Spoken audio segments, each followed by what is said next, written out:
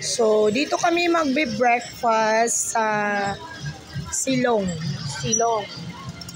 Okay, sila yung mga nagbebenta dito ng samot-saring mga silog. So, malapit lang po ito sa highway. Kung makikita nyo, yan na po yung 7-Eleven.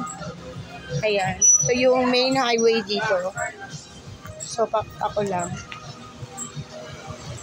Ayan. Ito po yung main highway kung saan dito dumadaan yung mga bus, mga tricycle, mga jeep.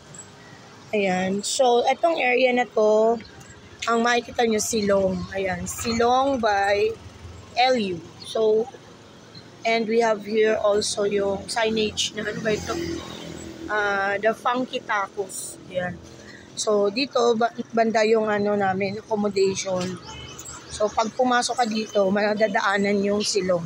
Mamaya, feature ko po yung aming accommodation, kung gaano siya paganda. Okay. So, yun. Marami rin dito mga transient house.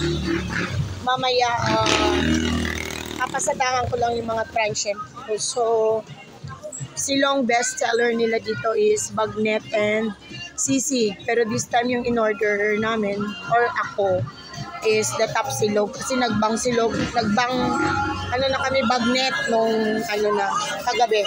So, ganito karami, guys. So, ang gagawin, mag-order muna kayo. Kung grupo kayo, may isa na pupunta para i-order na lahat. Or else, buting ka ng siyam-siyam dito. So, ganito lang siya.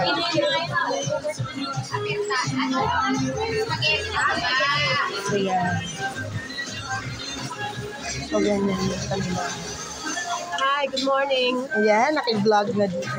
Ayan ang kanyang Food. Anong pangalan niya? Nasira ko na baksilog. Baksilog. Likod na log. Baksilog. Yung in-order ko naman, tapsilog, kailangan baka. Kung hindi, yan, long silog. Long silog. Bacon, di ba? Ayan. Ayan kami, guys. Ayan, daming tao, pero maliit lang yung space. Pero okay na din siya. Nasa 140. Tingnan natin yung mga prices. Yan. So, yung mga, ano dito, silog or silong, na tawag nila. Meron dito, silog, 100, long silog. Halos tig 100 lang pala. Ayan, may extra rice lang, 20 rice meal. Bagnet with egg nila is 130. Then sa kinainan namin kagabi, yung 280, medyo mahal. Uy, may umba, 150. And then, meron silong sisig and chicken for blue, 150. So, yan, piniprepare na nila yan. Soup station. Ayan, yung aming orga na mabait. Ayan. Parang nanay na din. Ayan, kawawa naman aming orga. Ayan.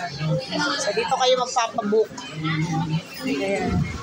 So, ako lang naman ay nag-i-inar. Nag-video lang. Yung mga anak niya, papakainin na niya. Dito na ako sa aking upukan. Bakit meron tayong sabaw? Ay, maasim yan. Pala rin. Ayan.